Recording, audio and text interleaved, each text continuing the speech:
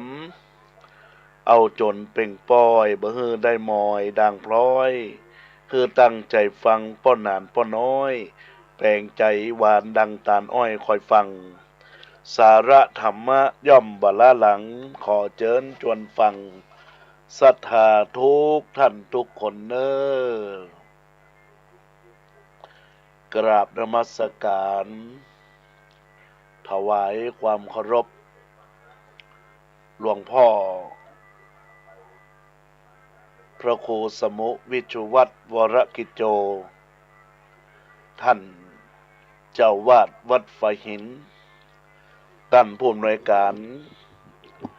ขึ้นวิทยุเพื่อการศึกษาพระพุทธศาสนาและวัฒนธรรม FM 104.50 วัดฝายหิน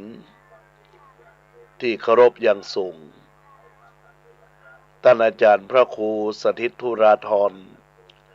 เจ้าวาดวัดสันขยอมวิหารอุโบสถไม้สักทองทรงล้านนาพระสงฆ์พระมหาเทรานุเทระกุบาอาจารย์จุตนจุองค์จุรูปเจริญพรเจริญธรรมธรรมสวัสดีกับบรรดาญาติโยมอุบาสกอุบาสิกาทายกทายิกาศรัทธานาบุญท่านทั้งหลายขณะนี้บรรดาญาติโยมก็คงจะเป็นการช่วงผ่านระหว่างตรุษสงกรานต์ปีใหม่เมืองได้หมดเสี่ยงเวลาในการที่เราจะได้ไปวัดไปวาอารามแต่บางที่บางทางก็ยังมีการกระทำบุญกระทำกุศลคือการสืบบุราชตาตอนรับในช่วงเทศกาลปีใหม่ก็ทำไปจนถึงเดือน8ตัวนะญาติโยมทั้งหลายนะประเพณีส่งน้ำต่างๆของวัดของวาอารามก็ยังกระทำกันนะถ้าบ่เข้าภาษาก็คงบ่ได้มีการจัดงานประเพณีที่มีความหมายที่มีการอนุรักษ์รักษาวัฒนธรรมในโอกาสวันนี้ในญาติโยมและท่านทั้งหลายเพราะฉะนั้นในสัปดาห์ที่แล้วอาตมาภาพก็ได้พูดจาเรื่องปีใหม่กันไปแล้วศรัทธาญาติโยมวันอังคารที่ผ่านมาอาตมาภาพก็ได้ไปติดภาระงานวันก่อนก็มาได้มาเข้ามาจัดรายการสักกรรมก็ต้องขออภัยกับบรรดาญาติโยมอุบาสกอุบาสิกาที่คอยรับฟังรายการธรรมะยามสายก็เฮากลับมาพบปะกันธรรมะยามบ่ายของคลื่นวิทยุ FM 104.50 วัดฝายหินญาติโยมสามารถรับฟังระบบ Facebook Live แล้วก็ระบบฝายหินทีวีแล้วก็ยังมีการออกคลื่นวิทยุในคลื่น 104.50 ในโอกาสบัดนี้ญาติโยมสาธุชนพุทธบริษัททั้งหลายทุกท่านทุกคนในโอกาสธรรมะในภาคบ่ายวันนี้อาตมาภาพก็คงจะได้ขอหยิบยกเรื่องราวเกี่ยวกับตัวตนชีวิตของเราชีวิตของตัวตนของมุราศรัทธาญาติโยมอุบาสกอุบาสิกาทายกทายิกาศรัทธานาบุญทั้งหลายว่าคนเราเนี่ยก็มีความเห็นแก่ตัวจะเห็นน้อยเห็นนักเห็นมากมากที่สุดมากสุดๆนี่นะก็อยู่ที่ตัวเรา ความเห็นแก่ตัวความเห็นแก่ตัวหรือความคิดเข้าข้างตัวเองนี้เป็นโรคร้ายชนิดหนึ่งของสังคมปราชญ์บางท่านได้กล่าวไว้อย่างเจ็บใจว่าความเห็นแก่ตัวเป็นภัยร้ายของสังคมของเราทุกวันนี้ประกอบไปด้วยคนสองจำพวกก็คือผู้ใหญ่พวกหนึ่งเด็กพวกที่หนึ่งนะญาติโยมทั้งหลายนะต่างฝ่ายต่างคิดเอาดีเข้าข้างตัวข้างฝ่ายผู้ใหญ่ก็จะเอาเปรียบละอ่อนฝ่ายละอ่อนก็ถ้ารู้เท่าทันผู้ใหญ่ก็บอกยอมเสียเปรียบฮือผู้ใหญ่เมื่อเป็นเช่นนี้ก็จึงเกิดมีปัญหาเกิดเรื่องยุ่งขึ้นในสังคมป่าใหญ่ก็กินป่าน้อยป่าเล็กผู้ใหญ่ก็เอาเปรียบละอ่อนเรื่องอย่างนี้ก็มีกันมาตั้งแต่สมัยโบราณนะญาติโยมนานมาแล้วสมัยสมบูรณาญาสิทธิราชก็เป็นอย่างไรสมัยประชาธิปไตยก็คงยังเป็นอย่างนั้นนะญาติโยมจะเปลี่ยนแปลงไปบ้างก็เพราะวิธีการเท่านั้นนะญาติโยมละอ่อนหรือว่าเด็กๆกินมากผู้ใหญ่ก็กล่าวว่าเด็กนะกินจุกินนักลำไปนะกินมากลำไปนะบางคนก็มีความตะกะตะกรามนี่นะว่าละอ่อนนะญาติโยมเกิดมาล้างมาผานป้อมาผ่าล้างผ่านแม่นะแล้วก็ถ้าผู้ใหญ่กินจุพ่องก็บอกว่าเจริญอาหารดีนะเจริญอาหารดีเป็นบุญของลูกของหลานที่จะได้เห็นผู้ใหญ่อยู่ไปนานๆอยู่ไปเมินๆนะญาติโยมต้องขอโทษขออภัยถ้าละอ่อนผายลมพ่องนะบ้านเฮาก็ว่าผายลมก็ว่าตดนะญาติโยมสุมาภัยตัวก็ถูกผู้ใหญ่ว่าบ่มีมารยาทนะแต่ถ้าเราผู้ใหญ่ทำพ่องนี่นะญาติโยมทั้งหลายนะผายลมพ่องหรือว่าตดพ่องก็บอกว่าต้องใส่มันผิดปกติลมเดินดีนะท่านก็เก็บของวางไว้เด็กเดินไปชนเอาก็ว่าตั้นก็ดุเด็กละอ่อนว่าซุ่มซ่ามบ่ฮู้จักตามาตาเหือบ่ฮู้แต่ท่านก็เอากับเด็กว่าวางของบ่เป็นที่เป็นทางบางทีก็ตัวตั้นนั่นแหละเป็นคนเก็บเป็นคนเอาวางไว้นะเด็กต้องเป็นฝ่ายพ่ายแพ้วันยังค่ำในทุกกรณีของละอ่อนละอ่อนสมัยปัจจุบันนี้นะญาติโยมละท่านทั้งหลายกับละอ่อนสมัยก่อนต่างกันมากเด็กสมัยนี้ก็หูตาสว่างไสวัยเฉลียวฉลาดเพราะได้รับการศึกษาของชาติได้เจริญนะแล้วก็แพร่หลายไปอย่างกว้างขวางทั้งสิ่งแวดล้อมก็ทำให้เด็กได้รู้ได้เห็นสิ่งใหม่ๆแปลกๆอยู่เสมอเมื่อละอ่อนหรือว่าเด็กฉลาดแต่ญาติโยมแต่ถูกคนใหญ่หลอกนะหลอกเล่นหรือว่าล้อเล่นคนก็จะเอาเปรียบกันไปนะบ่ยอมข้างฝ่ายผู้ใหญ่หัวเก่าๆเกิดก่อนสมัยเปลี่ยนแปลงการปกครองการศึกษาที่ได้รับการละตามหลักสูตรเก่าๆอยู่ร่วมเด็กเป็นต้องอดหลอกเอาเปรียบบ่ได้ถ้าละอ่อนรู้ทันก็จะเอาได้ดังใจหวังเมื่อบ่ได้ตามปรารถนาก็ใจวิธีข่มขู่เมื่อขู่บ่สำเร็จก็หาทางกันแกล้งเบียดเบียนเอาโดยประการต่างๆอย่างนี้แหละความวุ่นวายเดือดร้อนของสังคมก็ทำไมจะบ่เกิดขึ้น ผู้ใหญ่ทำอันยังเป็นอันถูกโมดญาติโยมทั้งหลายถึงจะผิดพลาดก็เอาสี่ข้างเข้าถูว่าถูกอยู่นั่นแหละข้าเกิดก่อนข้าเห็นตะวันก่อนอาบน้ำร้อนมาก่อนคำแก้ตัวเหล่านี้เป็นบทส่งท้ายเมื่อหมดหนทางสู้ผู้ใหญ่ที่ขาดเหตุขาดผลมักจะเอาเปรียบละอ่อนด้วยประการชนี้ถ้าผู้ใหญ่ซึ่งมีลักษณะอย่างนี้เป็นหัวหน้าอยู่คณะประเทศชาติก็จะพา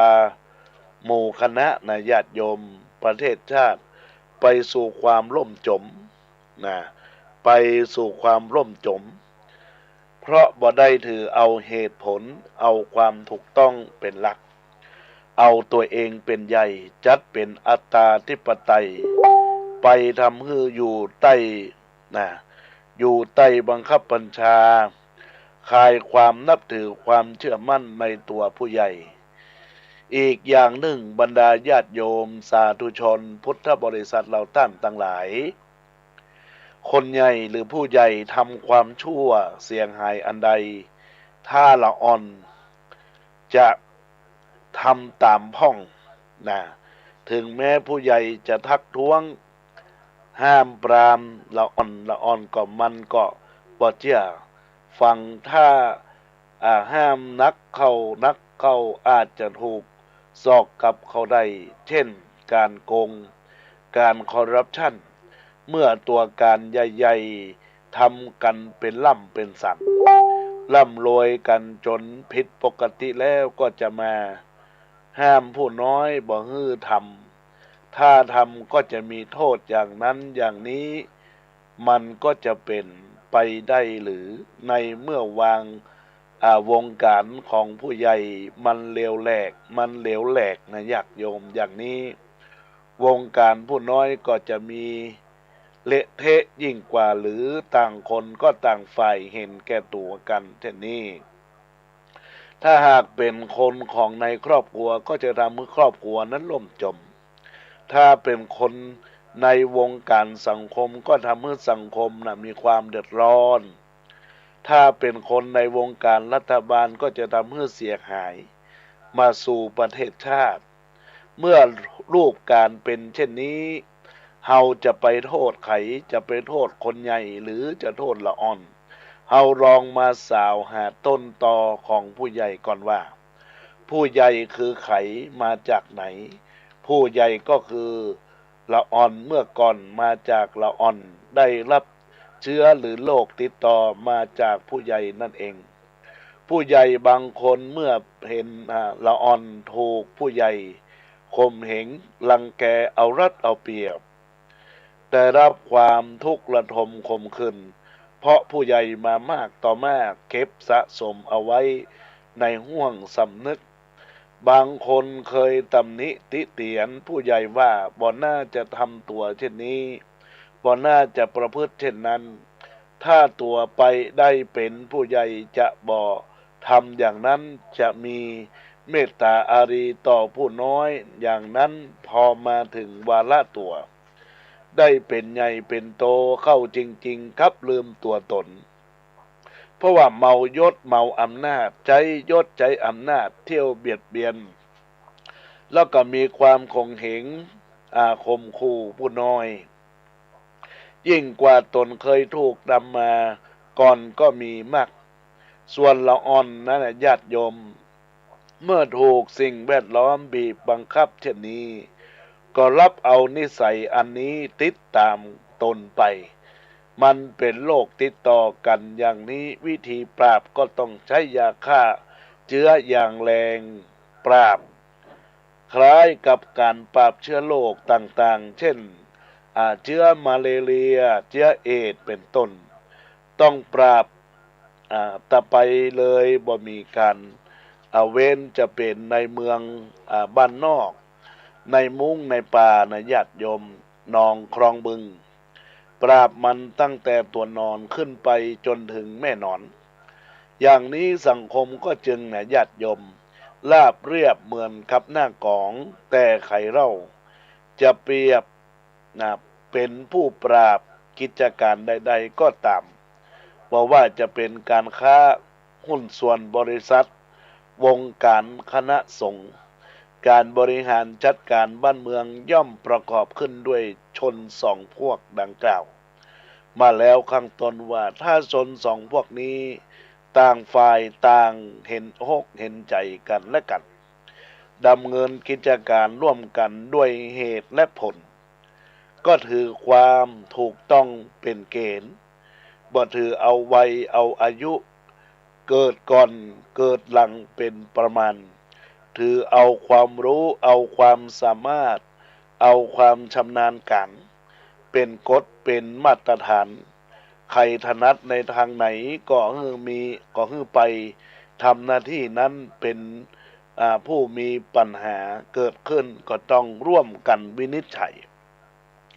ควรปรึกษาหารือกันทั้งคนใหญ่ทั้งผู้น้อยมีไอเดียมีความคิดที่ใหม่ๆที่ดีมีประโยชน์ก่อนแนะนำเสนอกันไป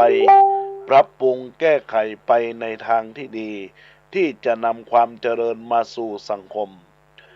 ญาติโยมทั้งหลายขอความปรารถนาดีขอให้ทุกท่านทุกคนได้มีการเห็นอกเห็นใจ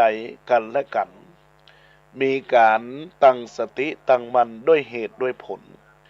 แล้วก็ให้ถูกต้องในการคำนวณความคิดความรู้ความถนัดความสามารถความชำนาญอันเป็นกฎมาตรฐานนะญาติโยมเฮาอู้ถึงความเห็นแก่ตัวไปแล้วนะญาติโยมทั้งหลายต่อไปอาตมาภาพก็จะอู้ถึงในเรื่องของ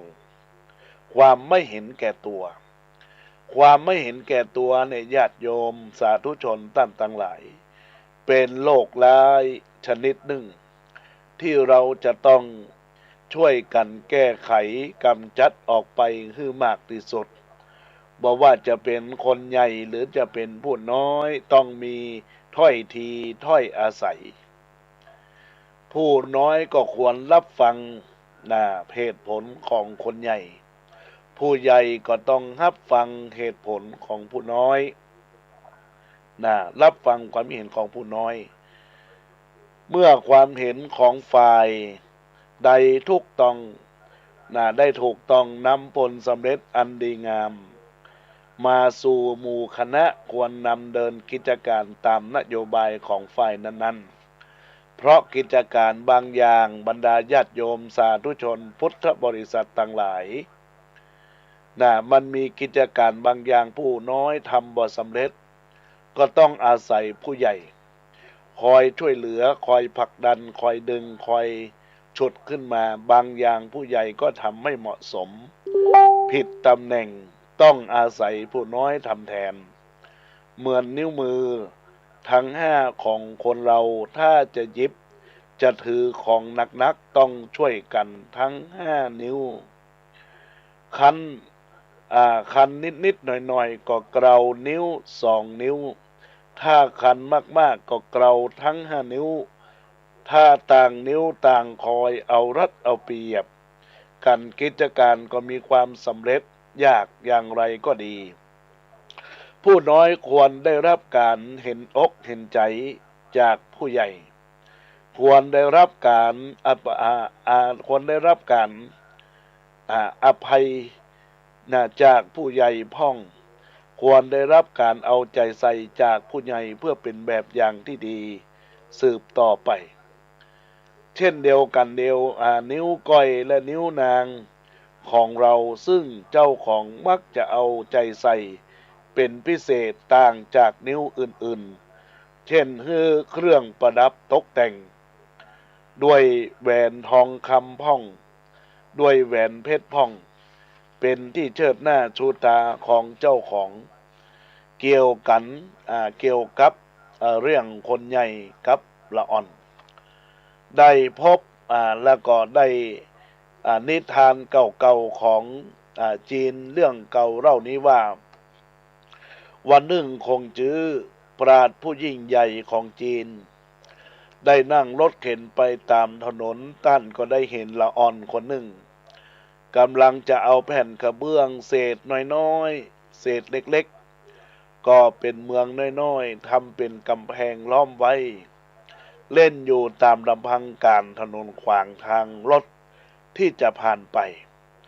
ท่านก็จึงร้องบอกว่าให้ลื้อหนีเสียโดยเร็วรถจะผ่านไปเด็กน้อยก็มองดูจอมปราดแล้วก็ตอบอย่างบอสะทกสะท้านนะบอสะทกสะท้านว่าหนีบ่ได้ดอกนะผมกำลังสร้างเมืองแต่ไหนแต่ไรมาผมบอกเคยเห็นกำลังเมืองหลีกทางขึ้นรถมีแต่รถนะทางนั้นนะที่จะหลีกทางให้กำแพงเมืองเป็นตำรุเป็นคำตอบที่ลักแหลมอะไรเช่นกันนั้นนะขอคงจื้อจึงลงจากรถเดินเข้าไปหาเด็กน้อยคนนั้นทันทีพลางอู้ว่าพ่อหนูเอ้ยเจ้าช่างฉลาดลักแหลมเกินอายุเสียจริงๆเด็กน้อยตอบว่าบ่แปลกดอกครับคนเกิดได้3 ขวบก็ยังออกจากอกแม่ได้กระต่ายน้อยก็เกิดได้3 วันก็ยังวิ่งไปมาได้ทั่วท้องทุ่งปลาเกิดได้3 วันก็ยังว่ายไปมาได้ตามแม่น้ำลำคลองนี่ผมเกิดมาแล้วตั้ง7 ปีจะบอกฮู้อะไรเฉียวเหรอท่านจอมปราดก็บ่รู้ว่าจะทำอย่างไรจึงจวนกันไปแอวด้วยกันหนูน้อยก็ตอบว่าทางบ้านมีพ่อมีแม่ต้องถามตั้นดูก่อนบ้านมีพี่ต้องเชื่อฟังพี่บ้านมีน้องก็ต้องเชื่อฟังเรื่องดูน้องบ้านมีอาจารย์ก็ต้องศึกษาเล่าเรียนประควรที่จะไปไหนมาไหนตามลำพังคงจื้อก็จึงจวนกันว่าในรถฉันมีหมากลุกอยากจะลองนะเล่นพนันกับหนูดูเล่นหมากลุกกันไหมล่ะเด็กฉลาดก็ตอบว่าพระเจ้าแผ่นดินเล่นการพนันเสียการปกครองบ้านเมืองเจ้านายเล่นการพนันย่อมเสียราชการครูอาจารย์เล่นการพนันก็ย่อมเสียวิชาความรู้ชาวบ้านก็เล่นการพนันก็ย่อมเสียอนาคตของบ้านทาสเล่นการพนันก็ย่อมถูกนายเคี่ยนชาวนาเล่นการพนันก็ย่อมบดทำนาตามฤดูกาลเพราะฉะนั้นย่อมผมบ่เล่นหมากรุกกับติตันหรอกเมื่อคงจื้ออู้อันยังออกไปก็ถูกเด็กน้อยแก้วาทะเสียหมดต้านก็จึงถามปัญหากับเด็กน้อยหลายข้อเด็กน้อยก็ตอบได้หมดแล้วก็เด็กน้อยก็ขอถามปัญหากับต้านพังตอนหนึ่งเด็กผู้นั้นถามว่าเป็ดห่านทำไมถึงว่ายน้ำได้ต้นสนทำไมถึงมีใบทุกฤดูคงจื้อตอบว่าเป็ดห่านว่ายน้ำได้เพราะมีตีนเหมือนพายต้นสนมีใบทุกฤดูเพราะลำต้นมันตันเด็กฉลาดก็ย้อนถามว่างูกับเต่าบ่มีตีนเหมือนพายทำไมถึงว่ายน้ำได้ต้นไผ่ลำต้นมันกลวงทำไมจึงมีใบทุกฤดูก็โดนย้อนเข้าไปเข้าท่าดีเข้าท่านี้ก็ทำไมเอาท่านจอมปราดงงไปทีเดียวเด็กน้อยก็จึงถามต่อไปอีกว่าในท้องฟ้ามีดวงกี่ดวงคงจื้อก็พูดว่าทำไมถึงถามถึงสิ่งที่อยู่ใกล้หูใกล้ตาเช่นนั้นถามฉันถึงสิ่งที่อยู่ใกล้ อยู่ใกล้ๆหูใกล้ๆตาแล้วก็ฉันก็บอกเธอเดินฉลาดเด็กฉลาดก็จึงถามว่าถ้าอย่างนั้นน่ะผมขอถามท่านว่าขนคิ้วของท่านมีกี่เส้นสิ่งที่โยมถามนี้อยู่ใกล้ตาของท่านอย่างที่สุดโปรดตอบแก่ผมด้วยจอมปราดก็ถึงกับตะลึงไปเพราะความลักแหลมของเด็กน้อยต้านคงจื้อเป็นปราดที่ฉลาดที่สุดในยุคนั้นแต่ก็บ่อาจตอบคำถามง่ายๆและเด็กน้อยนั้นได้ต้านได้กลับไปยังรถเงียบๆก็แล้วสั่งให้คนขับรถขับอ้อมกำแพงเมืองน้อยๆของเด็กคนนั้นไปพางอู้ออกมาเบาๆว่าละอ่อนของเฮาเป็นผู้ควรได้รับการสรรเสริญอย่างแท้จริงนิทานเรื่องนี้สอนให้ว่าในโลกนี้เนี่ยมีอันอย่างหลายอย่างที่เฮาศึกษายังบ่ทั่วถึงการจะทะนงตัวเฮาว่าเป็นผู้รอบรู้ทุกสิ่งอย่างทำอันอย่างตามใจชอบของเราตัวเราก็ย่อมบ่เป็นผลดีเลยญาติโยมสาธุชนพุทธบริษัท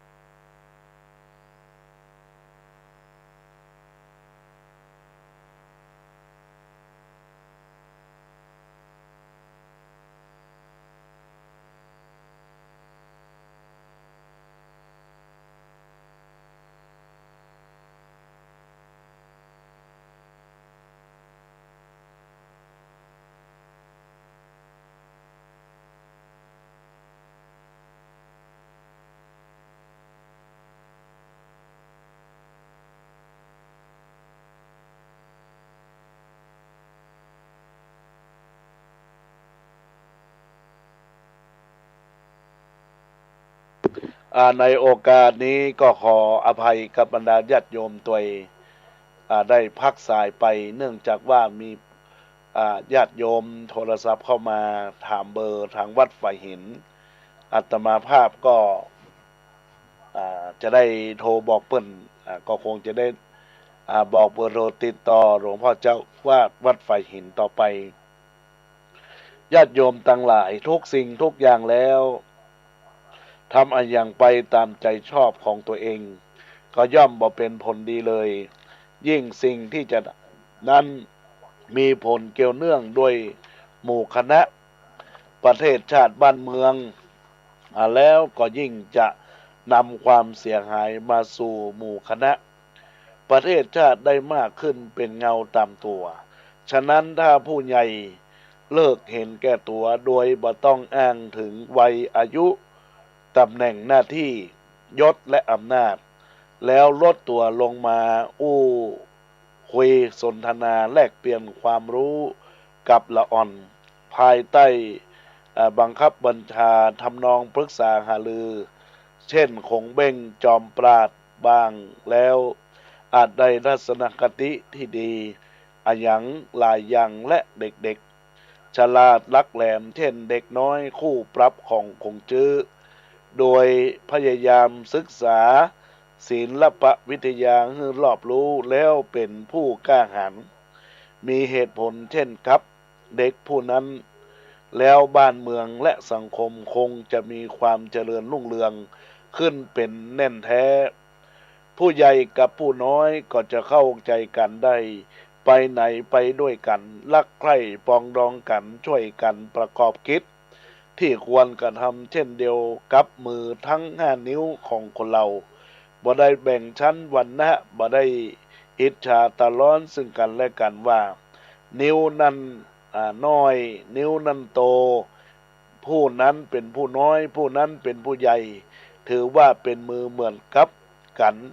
หนาวด้วยกันร้อนด้วยกันพระพุทธองค์ก็ทรงวางหลักเมตตาไว้เพื่อให้คนใหญ่ปฏิบัติต่อละอ่อนทรงวางหลักการประพฤตินอบน้อมถ่อมตนไว้เพื่อให้ละอ่อนปฏิบัติต่อคนใหญ่ถ้าต่างถอยทีถอยอาศัยกันปฏิบัติต่อกันแล้วก็มีหลักธรรมแล้วความสันติสุขก็เป็นอันหวังได้ในสังคมทุกแห่งบรรดาญาติโยมสาธุชนพุทธบริษัททั้งหลายทุกท่านทุกคนก็คงจะชัดเจนในเรื่องของความ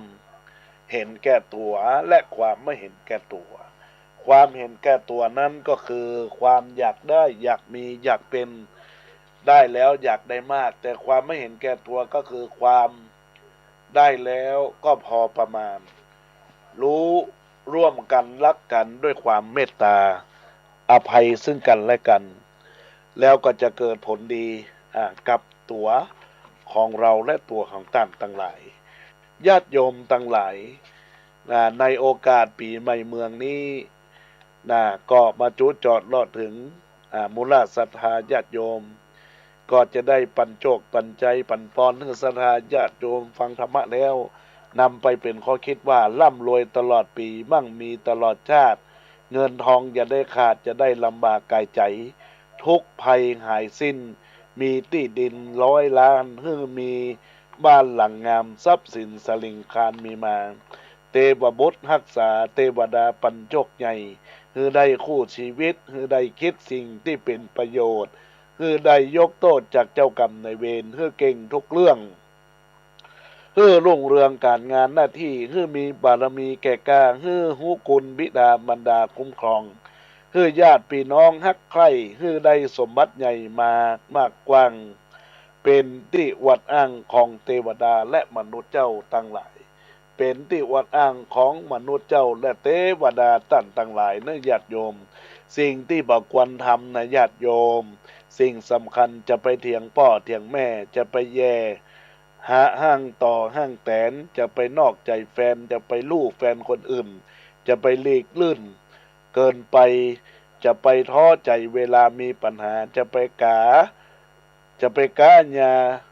บ้าเดียวจะโดนวิสามันจะไปคันปากคันหูจะไปอู้เข้าตัวจะไปเมามัวเล็กหวยจะไปสวยสีติดอย่าไปคิดก่อการร้ายจะไปกดไลค์ไปเรื่อยจะไปปั่นเกยออนเฟซจะไปเป็นเอดหรือใส่นวมจะไปสวมเขาคนอื่นจะไปตื่นเขาว่าโลกจะแตกจะไปแหกกฎหมายจะไปฟั่งตายเมื่อยังบ่ได้ทำดีพระเจ้าแม่จามบดีจะบ่ปั่นปอนใจครูบาอาจารย์ครูบาเจ้าศรีวิไทยบ่สาธุยินดีเนอะญาติโยมท่านทั้งหลายก็รอรับฝากธรรมะกินใจสู่ใจบรรดาญาติโยมสาธุชนพุทธบริษัทเราท่านทั้งหลายทุกท่านทุกคนที่ได้น้อมรับฟังรายการธรรมะสู่ใจเพื่อสันติภาพในโอกาสบัดนี้ที่ได้น้อมนำหลักธรรมนำมาอู้จาพบปะกับบรรดาญาติโยมสาธุชนพุทธบริษัทเราท่านทั้งหลายทุกท่านทุกคนที่ได้น้อมรับฟังรายการอยู่ในขณะนี้ในญาติโยมและท่านทั้งหลายก็อนุโมทนาขอบคุณเป็นอย่างยิ่งที่มูลศรัทธาญาติโยมได้มีความตั้งอกได้มีความตั้งใจนึกคิดสิ่งใดสมความมุ่งมั่นปรารถนาในตัวในตนของมูลศรัทธาญาติโยมสาธุชนและท่านทั้งหลายอันนี้ก็จะเป็นข่าวประกาศบอกบุญกับมูลศรัทธาญาติโยมได้เปิดคลิปเสียงบอกบุญให้บรรดาญาติโยมสาธุชนพุทธบริษัททั้งหลายทุกท่านทุกคนที่ได้รับฟังรายการธรรมะในโอกาสว่าวันที่7 พฤษภาคม พ พุทธศักราช 2566 ในโอกาสบัดนี้จะได้เจริญพรเรียนเชิญทุกคนทุกท่านได้ร่วมบุญในการสร้างพระหลวงพ่อทันใจปั้นหลวงพ่อทันใจที่มีนามชื่อว่าพระพุทธศรีสถิตพจนาภรณ์ในโอกาสบัดนี้ก็ขอเจริญพรกับพุทธศรัทธาญาติโยมสาธุชนพุทธบริษัทเราเจ้าข้าท่านทั้งหลาย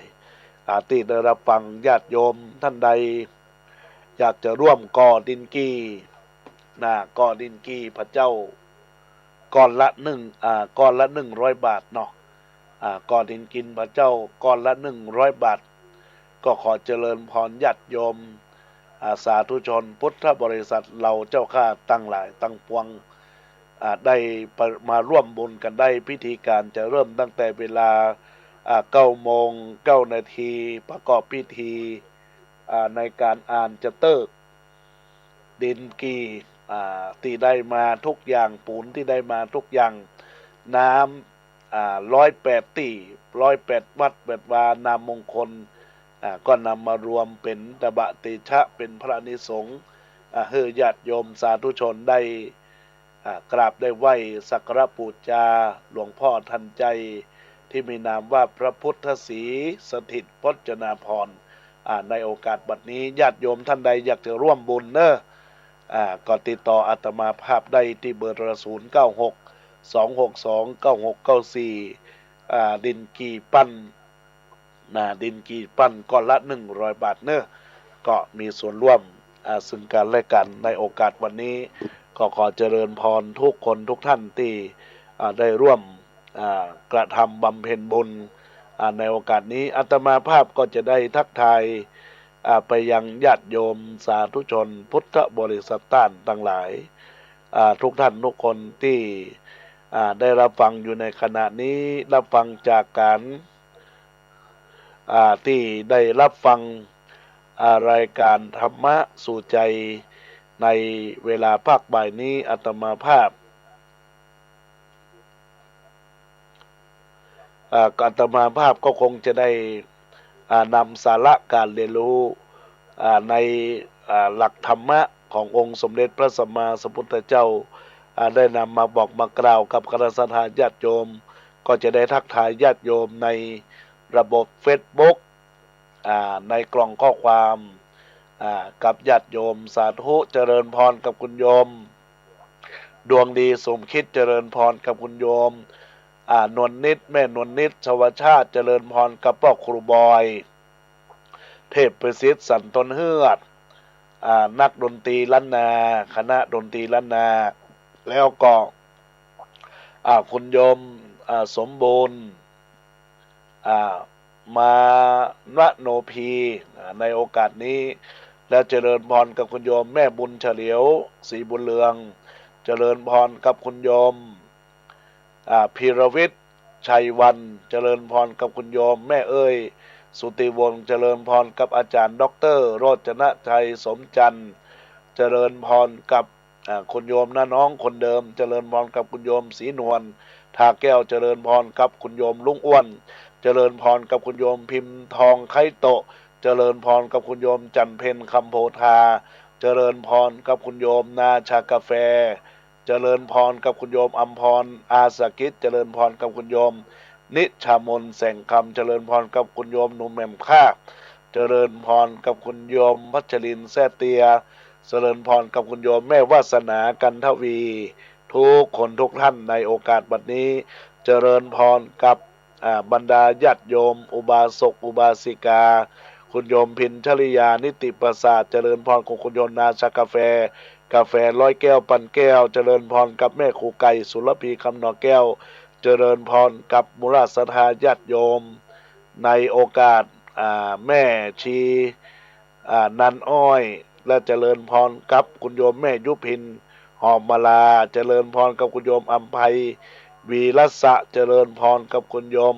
พัชรินแซ่เตียอีกครั้งหนึ่งเจริญพรกับแม่สวัสด โกชมเจริญพรกับคุณโยมชื่อนุ้ยแม่น้องบีมเจริญพรกับคุณโยมจิตตาชัยชาญเจริญพรกับคุณโยมที่ทักทายเข้ามาในMessenger ทุกคนทุกท่านแม่จันจรัตน์แจ่มกระจ่างแม่เกษณีชัยเทพเนอะตีในทักทายเข้ามาตอนนี้ปล่อยโอกาสเวลาให้บรรดาญาติโยมได้ทักทายเข้ามาในโอกาสนี้ในเบอร์โทรศัพท์096 262 9694 096 262 9694เจริญพรทุกคนทุกท่านที่ได้รับฟังในโอกาสนี้ใครอยากจะโทรศัพท์เข้ามาอู้จาเข้ามาในรายการธรรมะสู่ใจเพื่อสันติภาพยามบ่ายในโอกาสนี้ก็เจริญพรทุกคนทุกท่านได้ทักทายเข้ามาในโอกาสวันนี้แล้วก็สิ่งที่ได้ประกาศบอกบุญบอกกุศลไปในโอกาสบัดนี้ญาติโยมท่านใดอยากจะร่วมเป็นเจ้าภาพก้อนหินดินกีที่จะทำประกอบพิธีปั้นพระในโอกาสบัดนี้นั้นก็ก้อนละ100 บาทในญาติโยมทั้งหลายเพื่อที่จะได้นำมากองแล้วก็เป็นกองบุญเป็นกองอุดหนุนสุนทรทานให้มีความสุขให้มีความเจริญก้าวหน้ารุ่งเรืองในชีวิตประจำวันของบุรศรัทธาญาติโยมสร้างบารมีบุญสร้างบารมีธรรมกับการสร้างพระพุทธเจ้าทันใจหลวงพ่อทันใจที่มีนามชื่อว่าพระพุทธศรีสถิตพจนาภรณ์ในโอกาสบัดนี้ก็เจริญพรญาติโยมทุกคนทุกท่านที่ได้รับฟังอยู่ในขณะนี้อยากจะโทรศัพท์เข้ามาเอื้อนเอ่ยอู้เอ่ยทักทายเข้ามาก็เข้ามาได้ในโอกาสบัดนี้เนื้อญาติโยมที่เบอร์โทรศัพท์096 262 9694 096 262 9694ทักทายเข้ามาในยามบ่ายนะญาติโยมและท่านทั้งหลายบางครั้งบางอย่างญาติโยมทั้งหลายกำลังรับประทานอาหารกลางวันรับประทานอาหารกินอาหารลิ้มรสไปก็รับรสทำไปในเทศกาลที่ผ่านมาก็เป็นวันสงกรานต์เพื่อว่าถึงสงกรานต์งานดีทวีทรัพย์ให้ได้รับโชคลาภได้หาบหามสุขทั้งกายสุขทั้งใจทุกมงยามให้ก้าวข้ามพ้องภัยไปชั่วกันทำการใดให้สมอารมณ์หวังเดินยืนนั่งมีสุขทุกสถานให้รุ่งเรืองก้าวหน้าในการงานบริวารหนุนช่วยอำนวยพรเจริญพรแม่แสงล่าธงรักแม่ขันแก้วสวัสดีปีใหม่เนอะฟังอยู่เนาะวันนั้นแม่ไปดำหัวบ้านห้วยน้ำลีไม่ได้ไปสักกรรมไม่ได้มาสักกรรมแม่ไปดำหัวบ้านญาติอ๋อไม่ได้ฟังในช่วงบ่ายเนาะนะครับจะติดตามรับมาเดี๋ยวฟังอันยังก็ก้อน100 บาทแม่100 บาทเจ้าเอาแม่สักก้อนก็ได้ค่ะเอาก้อนนะแม่นออนุโมทนาขอบคุณเนอะจ้ายินดีจะได้จะฮ้อนนอแม่นอถ้าจะได้ก็มาร่วมพิธีนะแม่เนอะจะได้จดชื่อลายไว้ก่อนนอแม่นออนุโมทนาขอบคุณไปก่อนมานออนุโมทนาขอบคุณแม่เนอะเจริญพรอันนี้ก็เป็นแม่แสงล่าถงรักเนื้อญาติโยมทั้งหลายได้เป็นเจ้าภาพก้อนหินปั้นพระเจ้าก้อนละ100 บาทในโอกาสวันนี้ก็ขออนุโมทนาขอบคุณกับกุศลเจตนาของบุรศรัทธาญาติโยมที่ได้โทรศัพท์เข้ามาแล้วก็มีใจพองแผ้วยินดีวันที่7 พฤษภาคมก็จะมาร่วมงานในการสร้างบารมีธรรมสร้างบารมีบุญที่เกิดขึ้นนะญาติโยมทั้งหลายทำความดีแล้วก็มาหายไปไหนก็จะสะสมบุญเฮาไป สู่พบไปหน้าเหมือนคำว่าแสงสว่างดุจหน้าต่างทางชีวิตใจไม่ปิดคิดเปิดประเสริฐหลายตราบใดเป็นปุถุชนต้องวุ่นวายทำไงได้ตามการวันเวลาอยู่ที่ไหนแต่ลำพังยังคุ้นคิดอย่างในจิตคิดดีสงสัยคิดดีมีสงสัยผิดบ้างถูกบ้างว่ากันไปตราบใดเป็นสามัญชนคนธรรมดาถ้าแสงสว่างแห่งธรรมประจำจิตคิดดีทำดีเป็นที่หมายโลกนี้ก็คงดีไม่วุ่นวายธรรมะสู่ใจทุกคนหมดทุกนี่ก็เป็นธรรมะสู่ใจส่องแสงสว่างให้บรรดาญาติโยมสาธุชนพุทธบริษัทต่างหลายอยากให้จิตใจของเฮานั้นมีความวุ่นวายอยากให้ตัวเฮาอยู่ลำพังคนเดียวคุ้นคิดทำให้คิด บ่เป็นศีลบ่เป็นธรรมคิดวุ่นวายใจคิดอย่างบ่ถูกบ่ออกบอกบ่ถูกนะเพราะฉะนั้นเฮาเป็นคนธรรมดาจะไปคิดมากต้องคิดเชิงพลังบวกนะญาติโยมแล้วก็แสงสว่างมันก็จะเกิดประจำจิตคิดดีทำดีเป็นที่หมายโลกนี้ก็คงได้บ่วุ่นวายนะเมื่อมีธรรมะสู่ใจแล้วก็ญาติโยมประพฤติปฏิบัติหลักแห่งการสร้างกุศลคุณงามความดีในญาติโยมต่างหลายตอนนี้ก็ยังมีโอกาสเวลาในญาติโยมอาตมาภาพต้องขออภัยตัวว่าวันอังคารบางครั้งก็ติดงานบ่ได้จัดรายการสักกรรมก็มาพบกันในวันพฤหัสในญาติโยมเจริญพรกับคุณโยมนะน้องคนเดิมได้ทักทายเข้ามาเอื้อนเอ่ยอู้เอ่ยในรายการธรรมะแล้วก็อีกอย่างหนึ่งในวันที่7พฤษภาคมนี้ก็จะได้รับความเมตตาธรรมจากหลวงพ่อพระครูสมุวิจุวัฒน์วรกิจโจในการไลฟ์เฟซบุ๊กของวัดไฟหินแล้วก็ลิงก์จากทางวัดสันขยอมส่งไปถึงทุกที่ทุกต่างที่จะร่วมทำบุญตัวยนะญาติโยมเพราะฉะนั้นในโอกาสนี้ก็ต้องขออนุโมทนาขอบคุณกับหลวงพ่อพระครูสมุวิจุวัฒน์วรกิจโจท่านจะได้มาตั้ง Facebook ไลฟ์ออกขึ้นวิทยุ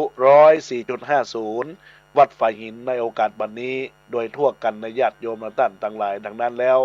ญาติโยมสาธุชนพุทธบริษัทต่างหลายทุกท่านทุกคนในวาระโอกาสที่ได้มีการปั้นพระเจ้าปัจจัยมีบ่อยครั้งนะญาติโยมถ้ามันมีการเกิดการสร้างสิ่งก่อสร้างทาวรวัตถุเฮาก็มามีสามารถที่จะทำได้เพราะมันเป็นอานิสงส์ยิ่งใหญ่อานิสงส์กว้างใหญ่อานิสงส์ที่มหาศาลนะญาติโยมปั้นพระสารูปพระพุทธเจ้าในญาติโยมมีครูมีบามีอาจารย์แล้วก็มีของอันมากปวงหลงหลายอู้ง่ายๆก็คืออย่างน้อยกุลของพระเจ้านี่108นะญาติโยมถ้าเฮาบ่แปะเฮากระทำอันยังบ่ถูกบ่ต้องเนี่ยมันจะแปะตัวแต่นี้ได้รับการปั้นจากปอสลาหลวงพ่อพระครูวินัยสารโสภิตเจ้าคณะตำบลสันทรายน้อยสันพเนตรเจ้าวาดวัดสันศรีจะมาเป็นป้อศาลาเจ้าศาลาในโอกาสนี้ก็ญาติโยมทั้งหลายก็คืออุ่นอกอุ่นใจว่าเราจะมีพระพุทธหลวงพ่อทันใจมีนามว่าพระศรีสถิตพจนาภรณ์ในโอกาสศาลาปฏิบัติธรรมศูนย์พัฒนาคุณธรรมวัดสันขยอมอำเภอสันทรายจังหวัดเชียงใหม่ก็ขอบอกกล่าวในญาติโยมทั้งหลายอยากจะร่วมเป็นเจ้าภาพก้อนอิฐก้อนหินก้อนทุกอย่างที่เราจะใช้การปั้นนะญาติโยมก็อันละ100 บาทก้อนละ100 บาทนะตามเจตนาของบุรศรัทธาญาติโยมที่รับฟังรายการธรรมะยามบ่ายในโอกาสนี้ญาติโยมท่านใดที่ได้รับฟังแล้วก็เจริญพรตอนนี้ก็ทักทายไปกับคุณโยมนะน้องคนเดิมจากบ้านเจดีย์แม่ครัวได้ทักทายเข้ามาในกล่อง Messenger กล่องข้อความนะน้องคนเดิมวันนี้เป็นสายบุญตั้งใดหาได้ ส่งบุญส่งกุศลเข้ามาหลายตีหลายต่างก็อนุโมทนาขอบคุณกับบุญของบุรษาญาติโยมตัวตีได้สร้างบุญแล้วก็ส่งมาทางไลน์มาทางแมสเซนเจอร์ทางเฟซคือได้หันความเคลื่อนไหวในการสร้างบุญกุศลตีมูลสถาญาติโยมสาธุชนพุทธบริษัทได้กระทำบำเพ็ญมาเพื่อสร้างบารมีธรรมสร้างบารมีบุญในโอกาสนี้ก็ขอเจริญพรอนุโมทนาขอบคุณกับคุณโยมทุกท่านทุกคนที่ได้รับฟังรายการธรรมะสู่ใจยามบ่ายเดี๋ยวสักครู่อีกชั่วโมงหนึ่งเฮาก็มาปะกันเนอะญาติโยมตั้งหลายเฮาก็มาเจอกันในเวลาบ่าย3 โมงถึง4 โมงเนี่ยญาติโยมทั้งหลายก็รับฟังที่ขึ้นวิทยุ 96.0 ในโอกาสวันนี้จะธรรมะเรื่องในต่อก็ติดตามรับฟังรายการธรรมะของอาตมาภาพพระครูปรัตกิติพงศ์กิติโสพโนหรือพระอาจารย์แก่นสำนักวัดสันขยอมอำเภอสันทรายจังหวัดเชียงใหม่ได้รับฟังแล้วก็มีใจยินดีผ่องแผ้วในบุญกุศลตอนนี้ก็อนุโมทนาขอบคุณกับโคโยมแม่จันเพนคำโพธาได้ทำการมานำจตุปัจจัยได้มาดำหัวโดยคุณโยมป้อนานเจ็ดสีหรือป้อนานอินสมตะปินได้ร่วมดำหัวมาที่วัดสันขยอมดำหัวท่านเจ้าวาดพระครูสถิตตุลาธรและอาตมาภาพในโอกาสนี้ก็ได้รับซองของแม่จันเพนคำโพธาเป็นที่เรียบร้อยอนุโมทนาขอบคุณเป็นอย่างยิ่งนะแม่เนอะส่วนแม่ได้รับเป็นเจ้าภาพยังส่วนของ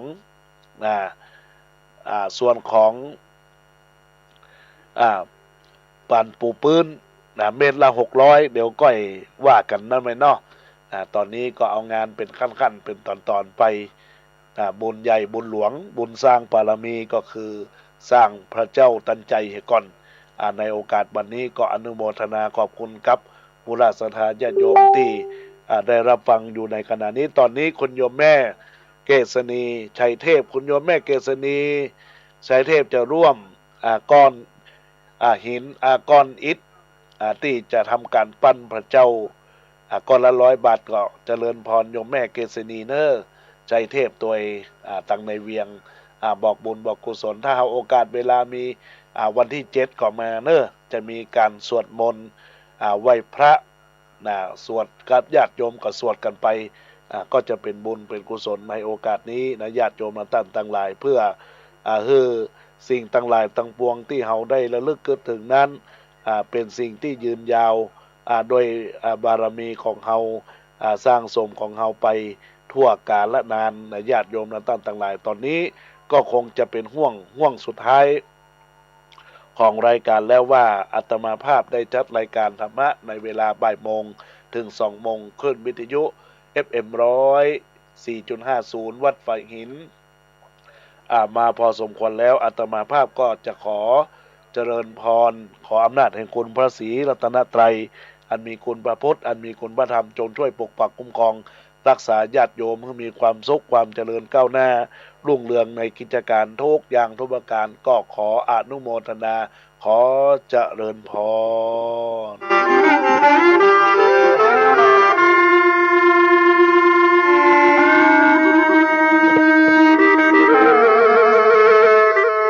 พระพุทธานุภาพ